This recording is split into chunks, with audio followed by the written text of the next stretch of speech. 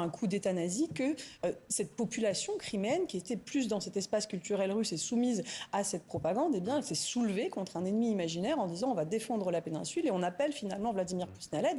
Et c'est cette réalité parallèle en 3 dimensions qui a été absolument effrayante pour moi en tant que journaliste. Avec des milices fascistes qui ne sont jamais venues. Exactement. Et de là, je suis allée explorer ces techniques en fait de manipulation de l'opinion de masse et remonter jusqu'au contrôle réflexif soviétique lorsqu'on induit par exemple un élément un message à un individu pour le pousser à agir de la façon dont vous le souhaitez. Et ça a été théorisé, ça a été théorisé dans les milieux militaires russes dès avant la révolution de Maïdan en 2013 par un certain Valéry Gerasimov, chef d'état-major des armées, qui a dit il faut vraiment prendre en compte le potentiel de protestation des populations lorsque l'on veut mener une technique insurrectionnelle.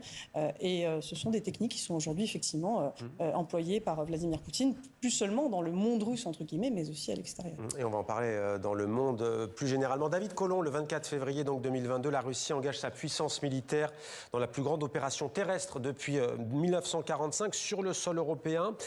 Près de 4 ans après le début de cette invasion, est-ce que vous direz que la propagande de la Russie, à la fois en interne mais au-delà des frontières, est toujours aussi redoutable ? Il faut bien comprendre que le Kremlin double sa guerre d'agression contre l'Ukraine d'une guerre de l'information systématique contre tous les États qui soutiennent l'Ukraine. Et la France est en première ligne de ces États qui soutiennent l'Ukraine et les Ukrainiens depuis 2022, de sorte que les attaques informationnelles et les attaques hybrides contre notre pays se sont constamment multipliées, ce qui a conduit bien évidemment à une prise de conscience que nous devons accentuer aujourd'hui à l'approche d'échéances électorales. Hervé Le Tocqueux, quels sont les fondements et les techniques de la persuasion de masse de la Russie, dont est notamment cible la France ? Bon, je crois que l'utilisation de la désinformation, c'est quelque chose qui est dans l'arsenal de la Russie depuis très très longtemps. On se souvient des manœuvres actives dans les années 60 en Europe. Aujourd'hui, ce qu'on sait, c'est que la menace russe, elle est effectivement réelle. Il y a de nombreux modes opératoires informationnels qui sont suivis à la fois par l'État, à la fois par des institutions européennes, mais également par la société civile, qui sont aujourd'hui très actifs avec ce mélange aujourd'hui entre le champ physique et puis le champ informationnel. On l'a vu dans le cas on l'a vu dans le cas par exemple des étoiles de David, avec l'usage récurrent. Il faut rappeler peut-être les étoiles de David, ça se passe en France. Ça se passe en France. Après la guerre entre le Hamas et Israël, les attaques du 7 octobre et les bombardements israéliens. Et surtout, c'est une manœuvre assez typique de peinture au pochoir dans les rues de Paris. Et derrière, une tentative d'amplification de cette manœuvre sur les réseaux sociaux à l'aide de bots, de réseaux automatisés de posts sur les réseaux sociaux. Et le but, c'est quoi ? C'est de semer la zizanie en France ? Bien sûr, c'est de polariser le débat public d'une manière générale et de semer la zizanie. Mais il y avait la preuve que c'était la Russie ?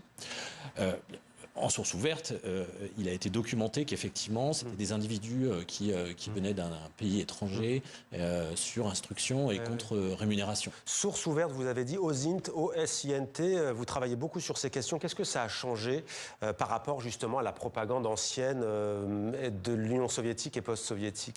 Aujourd'hui, je crois que ça a permis les techniques d'enquête en source ouverte et l'accès à l'information. Effectivement, on peut le percevoir comme une menace parce que c'est aussi le champ de la désinformation, mais c'est aussi un outil très précieux pour pouvoir documenter ces manœuvres, documenter ces modes opératoires informationnels et finalement expliquer ce qu'est une manœuvre de désinformation sur les réseaux sociaux. Elena Voloshin, vous avez quitté la Russie en mars 2022, après que les chars russes n'entrent sur le sol ukrainien.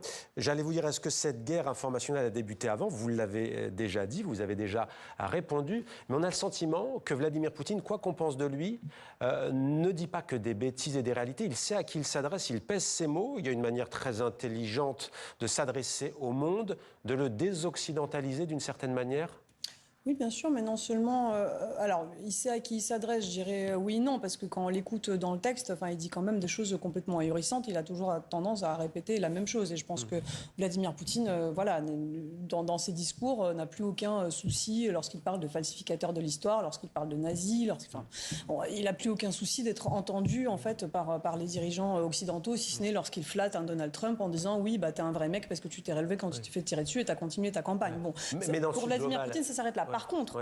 par contre, le système en fait russe et le système